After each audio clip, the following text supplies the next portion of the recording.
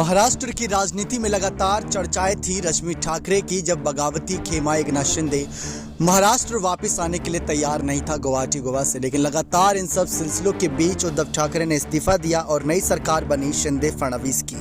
लेकिन रश्मि ठाकरे जिस तरीके से अपनी भूमिकाएं निभाती नजर आई, ये बात साफ थी कि रश्मि ठाकरे कई हद तक ये चाहती थी कि उद्धव ठाकरे सीएम पद पर बने रहें। और लगातार आने वाले वक्त में जो चर्चाएं आदित्य के नाम की है, आदित्य सबसे कम उम्र के मुख्यमंत्री बने। लेकिन आदित्य ठाकरे की अगर बात करें तो एक समय ऐसा था जब आदित्य ठाकरे रश्मि ठाकरे से ही भिड़ गए थे, और वो वजह सुनेंगे तो आप खुद भी चौंक जाएंगे। दरअसल अभी बागी विधायकों पर तीखे तेवर दिखाते हुए आदित्य ठाकरे ने हमला बोला और ये बात साफ करी कि एक समय ऐसा था जब उद्धव ठाकरे कई बीमारी से ग्रसित थे, इसके बावजूद भी वो काम में लगे रहते थे। उनके कई इलाज भी चल रहे थे, इस बीच कई दौरे रहते थे आदित्य ठाकरे के, और वो अपने पिता उद्धव ठाकरे को मनाने की पूरी कोशिश करते थे कि वो ऐसा काम ना करे जिसकी वजह से उनको और तकलीफ होए। लेकिन उद्धव ठाकरे राजनीति में खुद को एक्टिव रखते थे।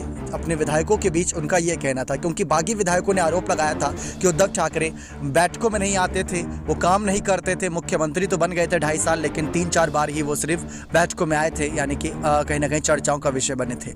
लेकिन इस पर आदित्य ने हमलावर होते हुए ये कहा कि मेरे पिता 24 घंटे में जनता की सेवा में लगे रहते थे, 24 घंटे उनको जनता का ख्याल रहता था, अपने विधायकों का ख्याल रहता था। लेकिन आज ये विधायक कहते हैं कि मेरे पिता पूरी तरीके से राजनीति से दूरी बना लिए थे मुख्यमंत्री पद मिलने के बावजूद भी। इसी बात को लेकर रश्मि ठाकरे से भिड़ गए थे एक समय पर आदित्य ठाकरे, जिस पर उन्होंने बातें खुद साफ करी थी कि उद्धव ठाकरे को, यानी कि अपने ही पिता को, आदित्य नहीं चाहते थे कि वो काम में लगे रहें, बल्कि उद्धव ठाकरे खुद काम में लगे रहते थे। और आदित्य ने अपनी मां रश्मि ठाकरे से बात कही थी कि पिताजी को रोक लो, आराम करने के लिए कहो, क्योंकि वो 24 घंटे दिन रात मेहनत कर रहे हैं जनता की सेवा के लिए, उनकी हालत और बिगड़ सकती है। लेकिन ना ही रश्मि ने उन्हें रोका, ना ही उद्धव रुके। और अब आप सबके सामने है कि उद्धव पर आरोप लगे कि उन्होंने कहीं ना कहीं जनता के बीच नहीं आते थे, विधायकों के संग बैठक नहीं करते थे। तो इसी वजह से रश्मि और आदित्य की भिड़ंत हुई। और साथ ही साथ रश्मि ठाकरे की बात करें ना, उन्होंने साफ कह दिया था कि एनसीपी और कांग्रेस पर एक समय पर भरोसा नहीं था, हमें भरोसा था अपने ही विधायकों पर, लेकिन आज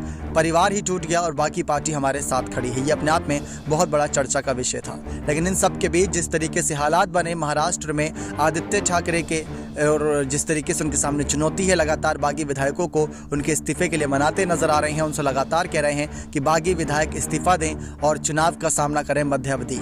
लेकिन रश्मि ठाकरे जो रैलियों में एक्टिव नजर आई कुछ दिनों पहले, लेकिन कोई वर्ड नहीं बोलती नजर आई, कोई बात नहीं करती नजर आई। ये अपने आप में साफ है कि रश्मि ठाकरे महाराष्ट्र की राजनीति से धीरे धीरे अपने कदम पीछे कर रही हैं और उद्धव और आदित्य को मजबूत करती नजर आ रही हैं। लेकिन उद्धव के लिए आदित्य और रश्मि आपस में भिड़ गए। रश्मि ठाकरे लगातार यही चाहती थी कि उद्धव ठाकरे पॉलिटिक्स में एक्टिव रहें, वो हमेशा से ही वो चाहती थी कि उद्धव ठाकरे कई बड़े नाम कमाए, जो कि होता भी नजर आया। कैबिनेट विस्तार में 2019 के वक्त बीजेपी के सामने शर्तें उद्धव ने भले रखी हो, लेकिन उसमें सहमति रश्मि ठाकरे की भी थी। अब जो हालात बने इस समय महाराष्ट्र की राजनीति में, आप सबके सामने है कि कैसे हालात हैं और किन हालातों पर चर्चा हो रही है। और यही हालात अगर रहे तो महाराष्ट्र में उद्धव की वापसी को लेकर कयास लगाए जाएंगे, लेकिन क्या पूरे हो पाएंगे या नहीं, ये देखना दिलचस्प रहेगा।